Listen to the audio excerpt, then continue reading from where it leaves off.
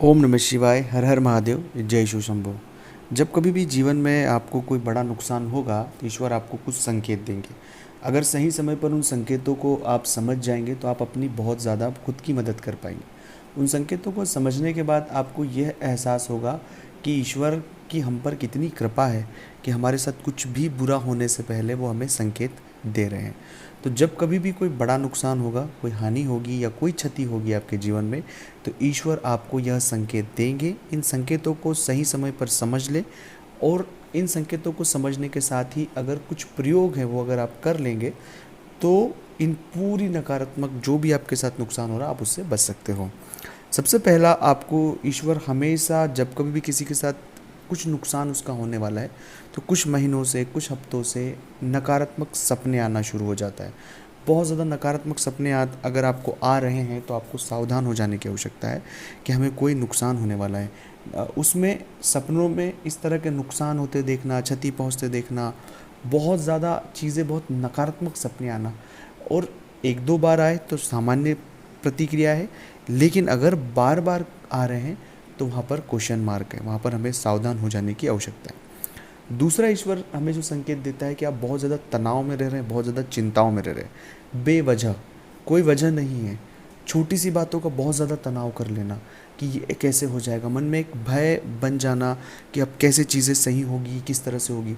हमारा ऐसा स्वभाव नहीं है सामान्य तौर पर, लेकिन हम न जाने क्यों बेवजह बहुत ज़्यादा तनाव, बहुत ज़्यादा सोचने लग गए, ओवर थिंक करने लग गए, और जीवन में चीज़ें जो सही हो रही थी वो धीरे धीरे खराब होती जाएगी। तो ये दूसरा संकेत है जिस संकेत को आपको बहुत डीप समझने की आवश्यकता है। तीसरा, हम अनुशासनहीन हो रहे हैं।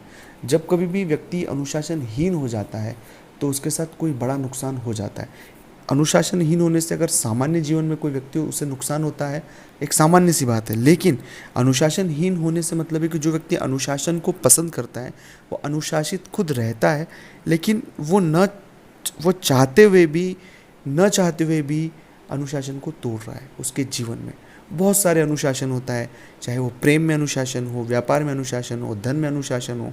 अनुशासन का दायरा बहुत बड़ा है, तो उस अनुशासन को अगर कोई तोड़ता है तो उसे बहुत ज़्यादा आर्थिक नुकसान होता है, और ईश्वर इन बातों का संकेत हमें देता है। चौथा होता है कि कई बार हमारा मन नहीं लगना शुरू होता है। कुछ भी होता है कि मन लगेगा नहीं, कोई काम करो मन नहीं लगेगा, मन में एक नकारात्मकता हावी हो जाती है, तनाव सा महसूस होता है, बुद्धिहीनता हमें समझ आती है कि हमारे विवेक, बुद्धि, अनुभव सब कुछ शून्य हो जाता है। तो इस तरह का एक नकारात्मक माहौल खुद में बनना, कोई वजह नहीं है इसके पीछे, तो यह भी एक संकेत है कि जीवन में एक बड़ा नुकसान हो सकता है। अगला संकेत यह मिलता है कि व्यक्ति नास्तिक हो जाता है, ईश्वर में उसकी आस्था कम हो जाती है, वो भगवान को नहीं मानता है, वो उन तर्कों को ज़्यादा तवज्जो देता है जो ईश्वर के खिलाफ हो। जैसे उदाहरण के लिए कहते हैं कि ईश्वर है तो मेरी मदद करने के लिए क्यों नहीं आए।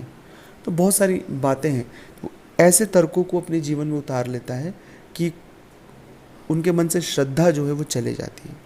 तो श्रद्धा अपने आप में एक बहुत बड़ी पॉजिटिविटी है, एक सकारात्मकता है, और श्रद्धा की जो ऊर्जा है वो ईश्वर की ऊर्जा है।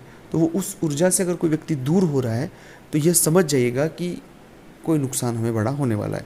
ये सावधान हमें यहाँ रहने की आवश्यकता है। अब ये सभी अगर संकेत आपको मिल रहे हैं और आप चाहते हैं कि इनसे कैसे बचा जाए, तो स्क्रीन पर मेरा नंबर चल रहा है, आप व्हाट्सएप पर अपॉइंटमेंट लें, अपॉइंटमेंट लेकर मुझसे बात करें। उसका फीस शुल्क लागू है। दोस्तों, मिलते हैं अगले वीडियो में। ओम नमः शिवाय। हर हर महादेव।